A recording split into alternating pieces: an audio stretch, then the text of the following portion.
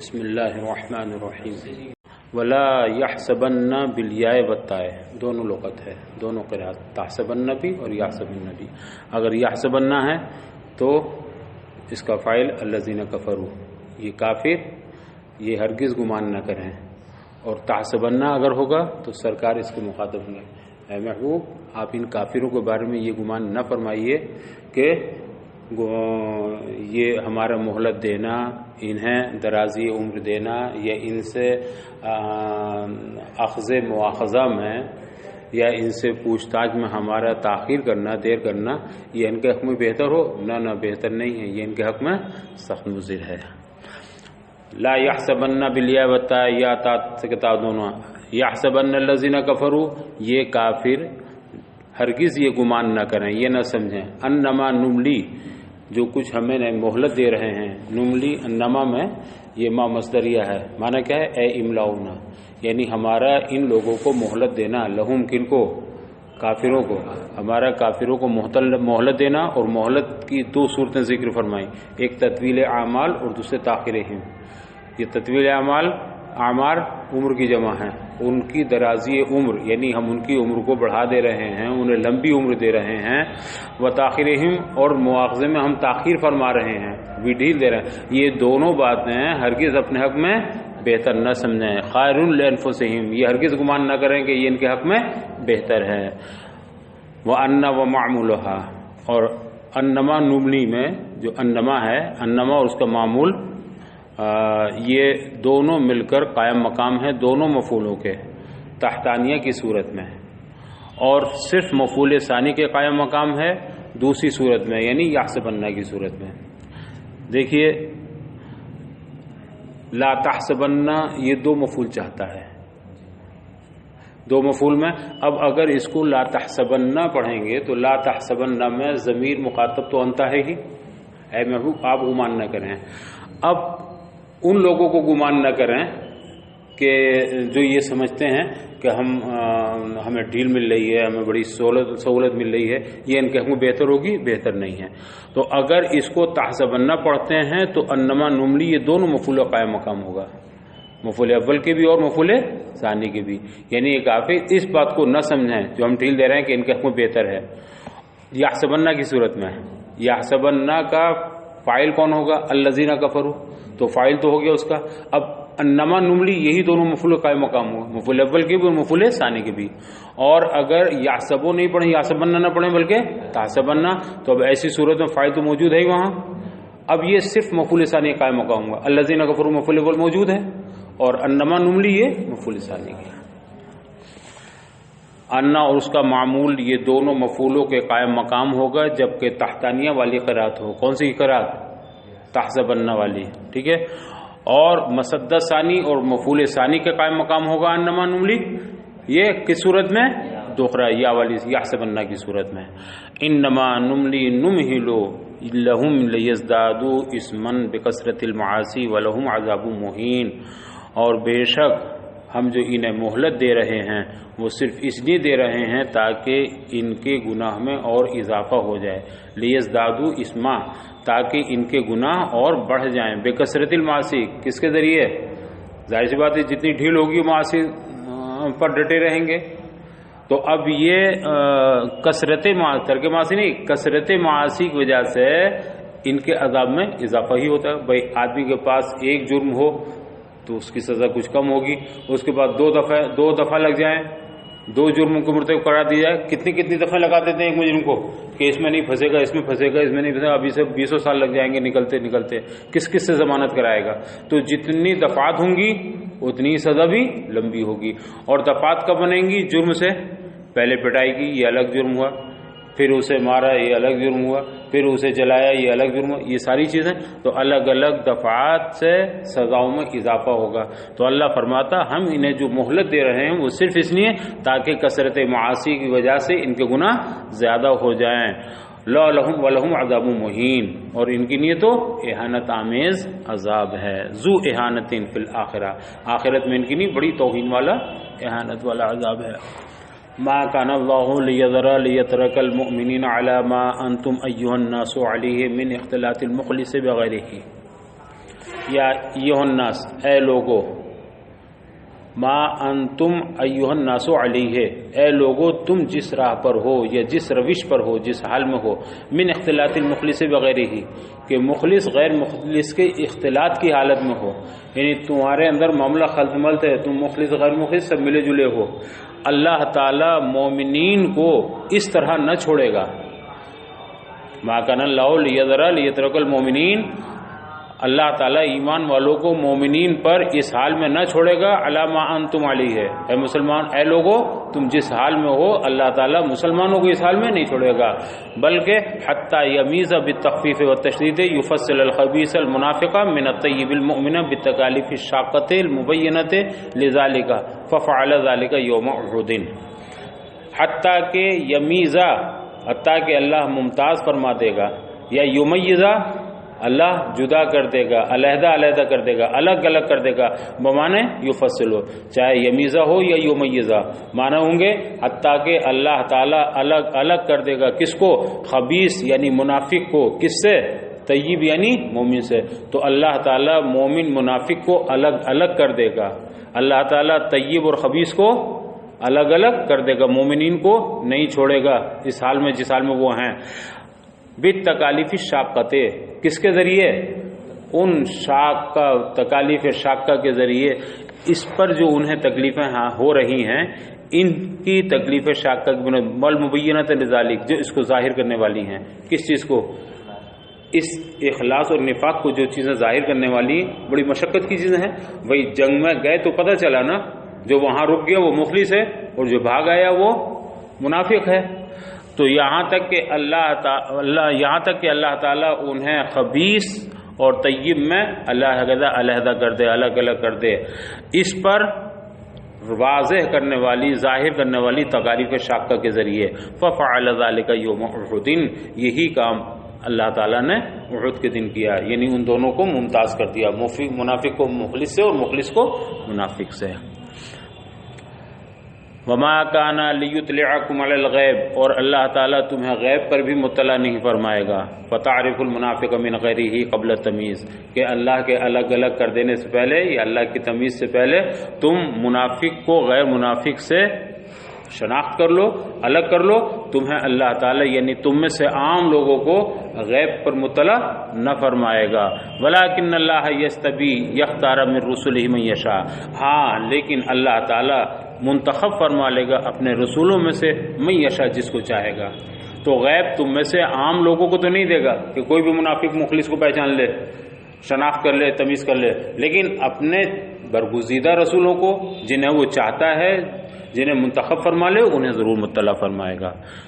یہ آیت بھی علم غیب پر بالکل نص قطعی ہے، اس سے ثابت ہو رہا کہ اللہ تعالیٰ اپنے نبیوں کو غیب پر اطلاع دیتا ہے، وہ غیب کے جاننے والے ہوتے ہیں، عالم غیب ہوتے ہیں۔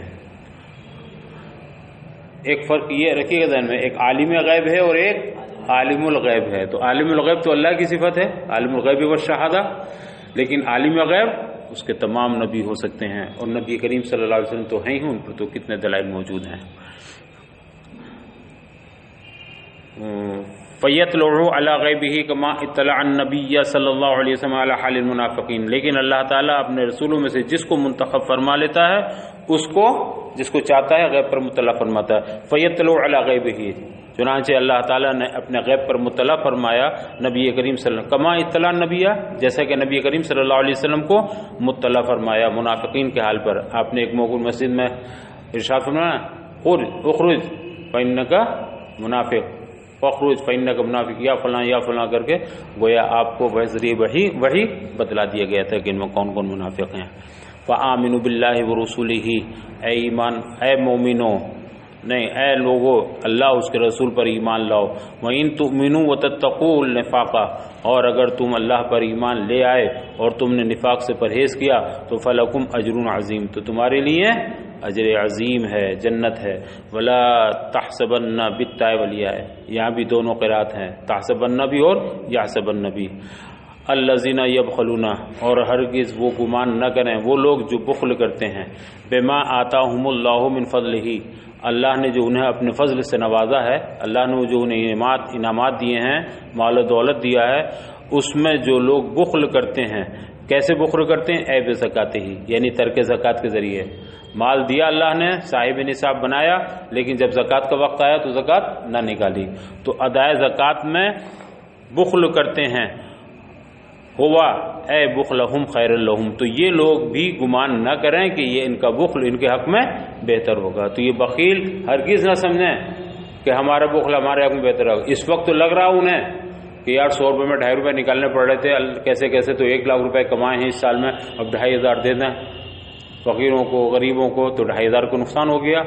نہیں، اس وقت یہ کنجوسی کر کے بخل کر کے 2,500 روک لیں گے اپنے، مگر یہ 2,500 ان کے حق میں بہتر نہیں ہوں گے، یہ ان 97.5 کو بھی خطرے میں ڈال دیں گے۔ جب 2.5 نکال دیتے تو 97.5 کی حفاظت ہوتی، ذمہ کرم میں اللہ کی ہوتی اس کی حفاظت، لیکن جب انہیں زکوٰۃ نہیں نکالی تو سب خلط ملت رہا محل کچل، لہذا اب یہ بھی خطرے میں پڑ جائیں گے۔ جیسا ہوتا ہے نا کہ اگر 10 سیبوں میں ایک سڑا ہوا سیب رکھ دو تو ان 10 کی بھی خیر نہیں ہے، وہ بھی تو خراب ہو جائیں گے۔ اسی طرح سے یہ 2,500 روپے رکے ہیں 1 لاکھ میں، یہ 2,500 محل ہے کہ نہیں، یہ گندے ہیں، اور جب یہ اس میں ملے رہیں گے تو اس کو بھی خراب کر دیں گے، نہ معلوم کہاں ضائع ہو جائیں، ہو سکتا ہے وکیلوں میں چلے جائیں، ڈاکٹروں میں چلے جائیں، بیماریوں میں چلے جائیں، کہاں خرچ ہو سکتے ہیں۔ تو یہ ہرگز یہ بخیل لوگ اس بات کو گمان نہ کریں، نہ سمجھیں کہ ان کا یہ بخل ان کے حق میں بہتر ہے۔ لا تحسبن بالتأویل الذین یقولون بما آتاہم اللہ من فضلہ اے بزکاتی، ہوا یعنی ان کا یہ بخل کرنا خیرا لہم، وہ کبھی گمان نہ کریں کہ وہ ان کے حق میں بہتر ہوگا۔ یہ خیرا لہم یہ بھی مفعول ثانی ہے، خیرا لہم لا تحسبن الذین اور یحسبن دونوں رکعت ہیں نا، دونوں قرات ہیں، تو کہتے ہیں خیرا لہم یہ مفعول ثانی ہے اور ضمیر فصل کے لیے ہے۔ کون سی ضمیر؟ یہ جو آیا ہوا خیرا لہم، یہ ضمیر فصل کے لیے ہے۔ والاول بخلہم مقدرا قبل الموصول، اچھا جی، اور مفعول اول جو بخلہم ہے یہ مقدر ہوگا اس میں موصول سے پہلے فوقانیہ کی صورت میں۔ جب تم پڑھو گے لا تحسبن، تو لا تحسبن کے بعد مفعول محذوف ہوگا، یہ مفعول کہاں محذوف ہوگا؟ تو کہتے ہیں یہ اس میں موصول سے پہلے ہوگا، الذین سے پہلے۔ اب عبارت یہ ہوگی تقدیر کے بعد لا تحسبن بخل الذین کا بخلو یا یبخلون، جو لوگ بخل کرتے ہیں، یوں کہہ لیجئے لا یحسبن البخلاء، بخلا ہرگز گمان نہ کریں۔ تو یہ اگر فوقانیہ کی صورت ہے، تا کی صورت ہے، تو بخلہم کہاں مقدر مانا؟ قبل موصول، بخل الذی ہو جائے گا۔ لا تحسبن کے بعد جب بخل مانے اور الذین سے پہلے مانے تو کیا پڑھیں گے؟ لا تحسبن بخل الذین، ٹھیک ہے، یبخلون، اور فوقانیہ وقبل ضمیر علی التحتانیہ، اور ضمیر سے پہلے یہ مفعول خیر لہم محذوف ہوگا ہوا سے پہلے۔ اب معنی یہ ہوں گے لا یحسبن، تحتانیہ کی صورت میں نا، لا یحسبن الذین یبخلون بما آتاہم اللہ من فضلہ بخلہم، وہ خیر لہم، اپنے بخل کو وہ یہ نہ سمجھیں کہ وہ ان کے حق میں بہتر ہے۔ خیر لہم مفعول ہے، ٹھیک ہے نا، اس مفعول کی 2 صورتیں ہیں، یا تو الذین سے پہلے مقدر ہوگا یا ضمیر سے پہلے مقدر ہوگا سے پہلے۔ اگر فوقانیہ کی صورت ہوگی تو الذین سے پہلے ہوگا، اور تحتانیہ کی صورت ہوگی تو ہوگا ضمیر فصل سے پہلے ہوگا۔ یہ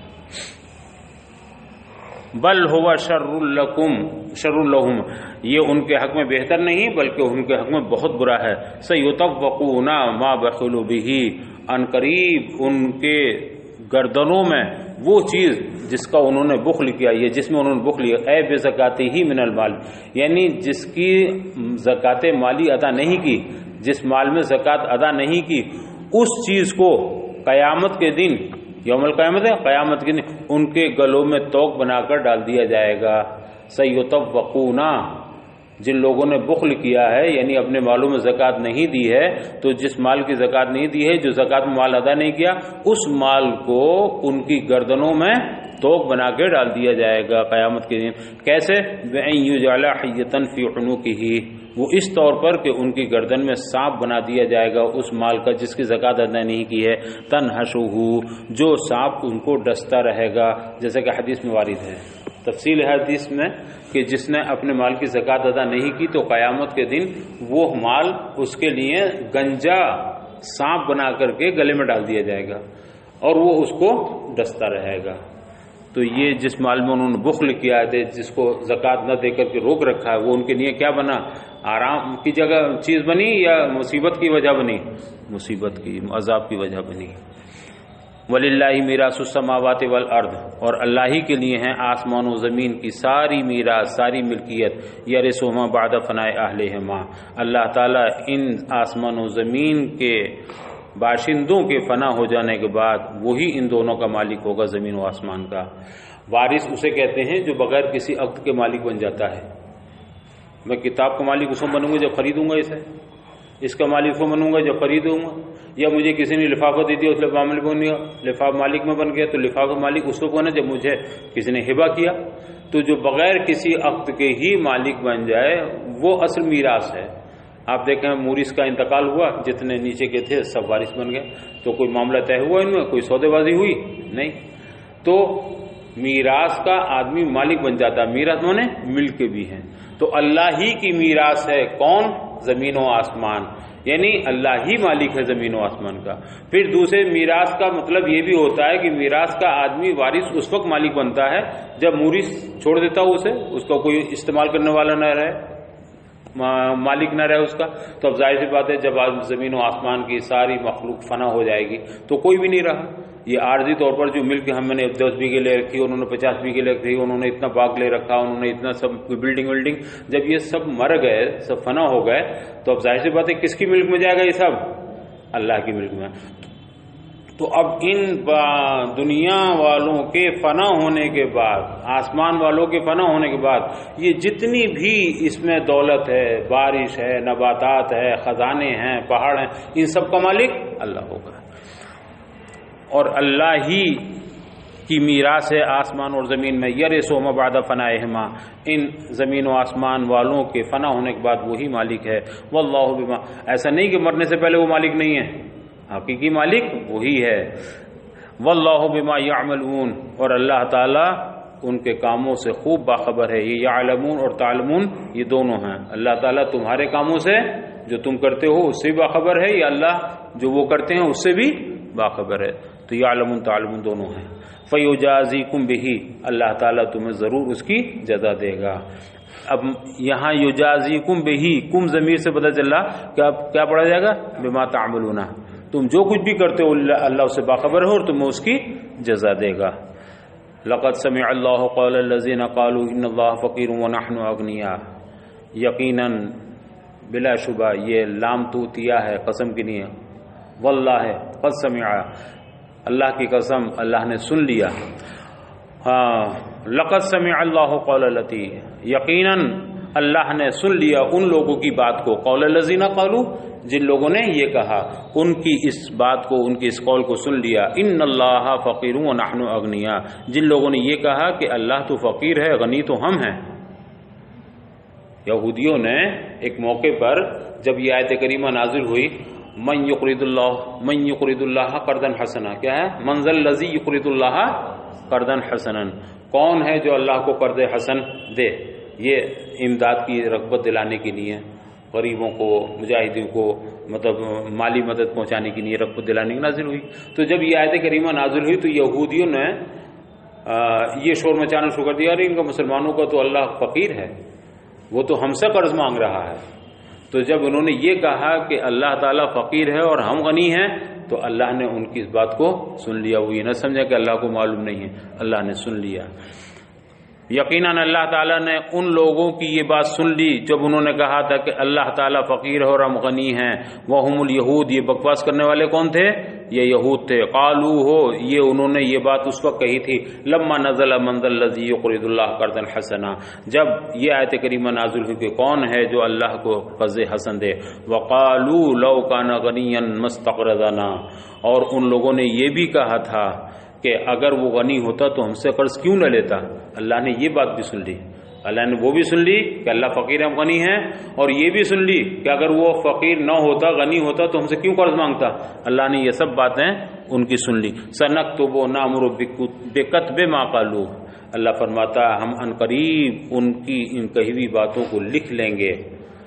سنکتب ہم لکھ لیں گے، لکھنے مطلب نامر بکتب ما قالوا، ان کی ان باتوں کو لکھنے کا ہم حکم دیں گے فرشتوں کو، فی صحائف اعمالہم، کہ وہ ان کے اعمال ناموں میں لکھ لیں۔ ہم لکھیں گے مطلب نسبت مجازی اللہ کی طرف، ہم فرشتوں کو حکم دیں گے کہ وہ ان کے اعمال نامے میں یہ بات لکھ لیں۔ لیجازو علیہ، اور لکھنے کا ہم کیوں دیں گے حکم؟ لیجازو علیہ، تاکہ اس پر یہ سزا پائیں۔ یہ بات ثبوت میں ہوگی، جب لکھ لیا جائے گا تو ان کا جرم ثابت ہوگا، جرم ان کا مثبت ہوگا، لکھا ہوا ہوگا، لہذا اس پر انہیں سزا دی جائے۔ وفی قراءۃ، چونکہ کسی کا جرم نہ بتا کر کے سزا دینے میں ایک یہ ہوتا ہے وہم کہ یار کہیں ہمیں غلط تو سزا نہیں مل رہی ہے، لیکن جب ایک جرم موجود ہے اور لکھی ہوئی چیز موجود ہے کہ تم نے یہ کہا تھا یا تم نے یہ جرم کیا تھا، جب لکھا ہوا موجود ہے اب تو لکھا ہوا ہے، اب اس میں تو کوئی بات ہی نہیں ہے، تو وہ بھی مطمئن رہے گا کہ مجھے اپنے جرم کی سزا مل رہی ہے، میرے اوپر کوئی ظلم نہیں ہو رہا، اور قیامت میں کسی پر ظلم ہوگا بھی نہیں، تاکہ اس پر انہیں جزا دی جائے۔ وفی قراءۃ بالیاء مبنی علی المفعول، اور ایک قراءت میں سنکتبو کے بجائے سیکتبو ہے، یعنی یا کے ساتھ نون کی جگہ یا۔ اللہ فرما رہا ہے ہم ان کی اس بات کو لکھ لیں گے، فرشتوں کو حکم دیں گے لکھنے کا، اور ایک یہ کہ سیکتبو ان قریب ان کی یہ بات لکھ لی جائے گی، اور جب یا کے ساتھ ہوگا نون کی بجائے یا تو پھر مبنی للمفعول، تو پھر اس کو معروف نہیں بلکہ مجہول پڑھا جائے گا۔ وَنَكْتُبُ قَتْلَهُمْ بِالنَّسْبِ وَرَفْعِ الْأَنْبِيَاءِ بِغَيْرِ حَقٍّ، اور ہم لکھ لیں گے ان کے انبیاء کو ناحق قتل کر لینے کو بھی، ان لوگوں نے یہودیوں نے جو انبیاء کرام کو ناحق قتل کیا ہے ان کے اس جرم کو بھی ہم لکھ لیں گے۔ یہ قتلہم منصوب اور مرفوع دونوں ہیں، بالنسب والرفع، دونوں کیوں ہے؟ دونوں اس لیے ہے کہ اس کا عطف جو رہا قتل پر، اس کا عطف ہے ما قالو پر، سنکتب ما قالو، انہوں نے جو بات کہی ہے وہ ہم لکھ لیں گے، یعنی فرشتوں کو لکھنے حکم دیں گے، اور کس کو؟ اور ان کے انبیاء کے ناحق قتل کرنے کو بھی لکھ لیں گے ہم۔ تو قتل کا عطف کس پر ہوا؟ ما قالو پر، اور ما قالو کی دو حالتیں ہیں، محلن یہ منصوب بھی ہے اور محلن مرفوع بھی ہے۔ آپ یہ دیکھیں سنکتبو کا یہ مفعول بھی ہے، ٹھیک ہے، جب مفعول ہے تو کون سی حالت ہوئی اس کی؟ نسبی حالت ہوئی، اور ایک صورت یکتبو بھی ہے نا، اور جب یکتبو ہوگا تو ما قالو کیا ہوگا اس کا؟ نائب فاعل، ان کی کئی بھی بات لکھ لی جائے گی، تو جب نائب فاعل ہوگا تو یکتبو کو نائب فاعل ہونے کی صورت میں محلن مرفوع ہوا، تو یہ محلن منصوب بھی ہے اور محلن مرفوع بھی ہے، اور جب اسی پر عطف ہوگا قتلہم کا تو قتلہم میں بھی دونوں قرات ہوگی، قتلہم بھی اور قتلہم۔ سنکتبو قتلہم مفعول ہو گیا سنکتبو، اور سیکتبو قتلہم تو یہ مرفوع۔ کہتے ہیں بالنسب ورفع، رفع اور نصب دونوں کے ساتھ، بن نون والیاء ہے نا، یا اور نون دونوں کے ساتھ، ویقول، یہ یقول کی بات بتا رہی ہے، سنکتب نہیں، اور یہ یقولو یہ نون ہوتا یا کے ساتھ ہے، نقولو اور یقولو۔ اے اللہ، اور اللہ تعالیٰ فرمائے گا ان سے آخرت میں، علی لسان الملائکہ، ملائکہ کی زبانی، اللہ ملائکہ کی زبانی ان سے فرمائے گا، ذوقوا عذاب الحریق، اللہ فرمائے گا، اللہ خود نہیں فرمائے گا بلکہ کس کے ذریعے فرمائے گا؟ فرشتوں کے ذریعے فرمائے گا، کیا؟ ذوقوا عذاب الحریق، تم اس عذاب جہنم کو چکھو، اس آتش سوزاں کے، اس جلتی ہوئی آگ کے ذرا عذاب کو چکھو۔ وَيُقَالُ لَهُمْ اِذَا أُلْقُوا فِيهَا، اور جب انہیں دوزخ میں ڈال دیا جائے گا، جہنم میں ڈال دیا جائے گا تو ان سے کہا جائے گا، ذَلِكَ الْعَذَابُ، یہ جو عذاب تمہیں ہو رہا ہے، جو تمہیں عذاب مل رہا ہے، بِمَا قَدَّمْتَ أَيْدِيكُمْ، یہ تمہارے خود اپنے ہاتھوں کی کمائی ہے، یہ تمہارے اپنے کرتوت ہیں، تم نے یہ جرم کیے ہیں دنیا میں تو اب اس کی سزا تمہیں مل رہی ہے۔ تو ان سے کہا جائے گا یہ جو عذاب ہے بما قدمت ایدیکم، یہ تمہارے اپنے ہاتھوں کی کمائی ہے، یعنی تمہارے ہی کرتوتوں کی بنیاد پر ہے۔ عبر بها عن الانسان لان اکثر الافعال تزاول بهما، ہاں، اور ہاتھ سے انسان کی تعبیر ہاتھ سے کی، عبر بها ایدی سے تعبیر کی انسان کی، کہنا کیا چاہیے تھا؟ انسان کہنا چاہیے تھا بما قدمت یا بما قدمت قدم تکوں، بما قدمکم، تم نے جو کچھ بھی کیا ہے نا. تو یہاں ایدیکم جو لائے اور انسان سے اس کو تعبیر کیا، اس لیے کہ لأن اکثر الافعال تزاول بہما، اس لیے کہ انسان کے اکثر افعال انہی دونوں ہاتھوں سے انجام پاتے ہیں. کفر تو زبان سے بھی ہوتا ہے، نگاہوں سے بھی ہوتا ہے، ہاتھ پیروں سے بھی ہوتا ہے، ہر طرح. بھائی خدا خیر معاذ اللہ آپ نے کوئی کلمہ کفر بک دیا تو یہ زبان کا کفر ہوا. آپ نے کلمہ کفر کان سے سن کر کے اس پر رضامندی ظاہر کر دی، قبول کر لیا اسے، یہ کان کے ذریعے کفر ہوا، نہ سنتے نہ کفر ہوا. آپ نے معاذ اللہ قرآن کریم کی توہین کر دی ہاتھ سے یا پیر سے، تو یہ کس کے ذریعے کفر ہوا؟ ہاتھ پر. تو کافر کفر تو کسی بھی ذریعے سے، لیکن عام طور پر جو کفر ہوتا ہے یا نافرمانیوں کا ارتکاب ہوتا ہے وہ کس کے ذریعے؟ ہاتھ کے ذریعے. تو اس لیے ہاتھ کو کہا گیا. مراد کیا ہے؟ انسان ہی ہے، اس کی ذات ہی ہے. فَأَنَّ اللَّهَ لَيْسَ بِظَلَّامٍ لِّلْعَبِيدِ، اور یقیناً اللہ تعالیٰ ظلم کرنے والا نہیں ہے. ظلام مبالغے کا صیغہ ہے مگر ذی ظلم کے معنی میں ہے، ظلم والا نہیں ہے، یعنی اس میں فاعل کے معنی میں ہے. ایک شبہ یہ ہو سکتا تھا کہ اللہ تعالیٰ بہت زیادہ ظلم کرنے والا نہیں ہے، ظلام مبالغے کا صیغہ تو تھوڑا بہت ظلم کرتا ہوگا معاذ اللہ، لیکن نہیں، اللہ تعالیٰ صرف ظالم کے معنی میں ظلام، یہاں کس کے معنی میں ہے؟ ظالم، ذی ظلم. اللہ ظلم کرنے والا نہیں ہے، معمولی بھی ذرہ برابر بھی وہ ناانصافی وہ ظلم نہیں فرماتا. للعبید، اپنے بندوں کے تعلق سے اللہ تعالیٰ ظلم کرنے والا نہیں. فیعذبہم بغیر ذنب، کہ انہیں بغیر گناہ بغیر جرم کے سزا دے، یہ اللہ کی شان کے لائق نہیں ہے، اللہ ایسا نہیں ہے. الذین نعت للذین قبلہ، یہ الذین بھی ما قبل الذین کی صفت ہے نا. قالوا لمحمد، یہ وہ لوگ ہیں جنہوں نے نبی کریم صلی اللہ علیہ وسلم سے کہا. قالوا، ان لوگوں نے نبی کریم صلی اللہ علیہ وسلم، ان اللہ عہد الینا فی التورات، ارے اللہ تعالیٰ نے تو ہم سے عہد لیا ہے، ہم سے وعدہ کیا ہے، یا اللہ تعالیٰ نے ہمیں حکم دیا ہے تورات میں، اللہ نؤمن لرسول نصدقہ، کہ ہم کسی رسول پر بھی ایمان نہ لائیں، یعنی اس رسول کی تصدیق اس وقت تک نہ کریں حتی یاتینا بقربان تاکلہ النار، جب تک وہ ایسی قربانی کا ہمارے پاس حکم نہ لائیں کہ جس قربانی کو آگ کھا جاتی ہے. تو ہمیں اللہ نے یہ حکم دیا تورات میں، فلا نؤمن لک، تو ہم آپ پر بھی ایمان نہیں لاتے. یعنی اللہ نے ہمیں حکم دیا ہے کہ تم ایمان نبی پر اسی وقت لانا جب تمہیں وہ ایک معجزہ یہ والا دکھا دیں کہ ایک آگ آتی ہے جو قربانی کے جانور وغیرہ کو اگر قبول ہونا ہوتا ہے تو اسے جلا کے چلی جاتی ہے، رخصت ہو جاتی ہے، اور اگر وہ قربانی قبول نہیں ہونی ہوتی ہے تو وہ اپنی جگہ پڑی رہتی ہے. تو جب یہ معجزہ تمہیں نبی دکھائیں تب تم ایمان لانا. یہ ان یہودیوں نے رسول اللہ صلی اللہ علیہ وسلم سے کہا، حالانکہ یہ بالکل من گڑت تھی، ایسا نہیں تھا. اور اگر تھا بھی ایسا تو صرف بنی اسرائیل کے انبیاء کرام میں حضرت عیسیٰ علیہ السلام کو چھوڑ کر کے باقی انبیاء کرام کے نہ تھا.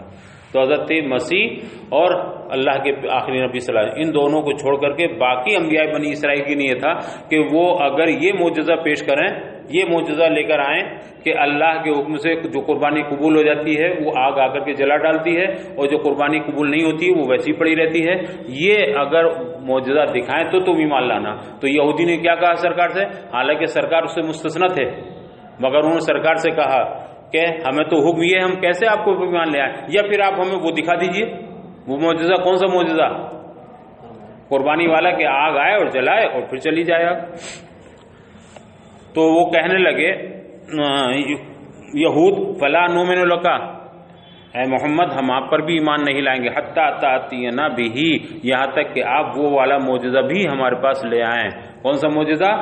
آگ والا معجزہ، قبولیت کی پہچان والا. حتیٰ کہ آپ اس آگ والے حکم کو بھی، اس قربانی والے حکم کو ہمارے پاس لے آئیں.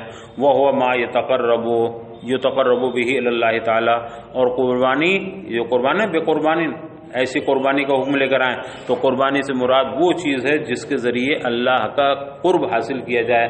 تقرب اللہ کی نہیں جو چیز استعمال کی جائے، اختیار کی جائے، اسے کیا کہتے ہیں؟ قربانی. من نعم وغیرہ، وہ چاہے جانور وغیرہ کے کسی قبیل سے ہو، جانور ہو یا کچھ اور ہو. تو اس وقت بنی اسرائیل میں یہ تھا، اگر جانور ہے، گائے اونٹ بیل وغیرہ ہے تو ظاہر سی بات ہے یہ ذبح کر کے رکھ دیتے تھے، آگ آتی جلا کے چلی جاتی تھی. یا اس کے علاوہ اور ان تین جانوروں کا گھوڑا ہے، گدھا وغیرہ، تو وغیرہ ہی میں یہ آ جائے گا.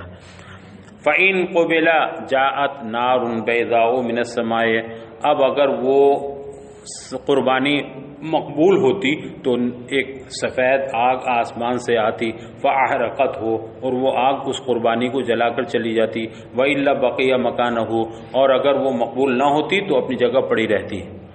آسمان سے ایک سفید آگ آتی، آگ تو لال ہوتی ہے لیکن آگ سفید بھی ہوتی ہے، ہری بھی ہوتی ہے، کالی بھی ہوتی ہے، لال بھی ہوتی ہے۔ آپ دیکھیں جو ویلڈنگ والا کرتے ہیں نا، تو ویلڈنگ والی جو آگ نکلتی ہے کتنی تیز آگ ہوتی ہے، وہ کالی ہوتی ہے؟ نہیں، وہ تو نیلی ٹائپ بھی ہوتی ہے، وہ اسی میں اور تیز ہوتی ہے، سفید ہوتی ہے۔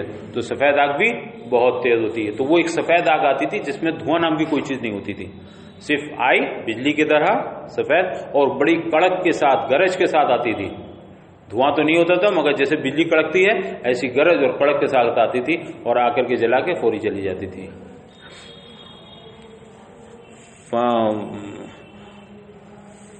فَإِن قُبِلَ جَاءَتْ نَارٌ بَيْضَاءُ، اگر وہ قربانی مقبول ہوتی تو ایک آسمان سے سفید آگ آتی جو اس کو جلا ڈالتی، وَإِلَّا بَقِيَ مَكَانَهُ، ورنہ وہ اپنی جگہ پڑی رہتی۔ وَأُعِدَ إِلَى بَنِي إِسرَائِيلَ ذَلِكَ إِلَّا فِي الْمَسِيحِ وَمُحَمَّدٍ، مفسر فرماتے ہیں اور یہ جو وعدہ لیا گیا تھا یا یہ جو حکم دیا گیا تھا یہ بنی اسرائیل کے انبیاء کے تعلق سے تھا، الا فی المسیح و محمد، مگر اس میں حضرت مسیح عیسیٰ علیہ السلام اور آخری نبی صلی اللہ علیہ وسلم یہ دونوں مستثنی تھے۔ تو یہ اگر تھا بھی تو کن پیغمبروں کے لیے؟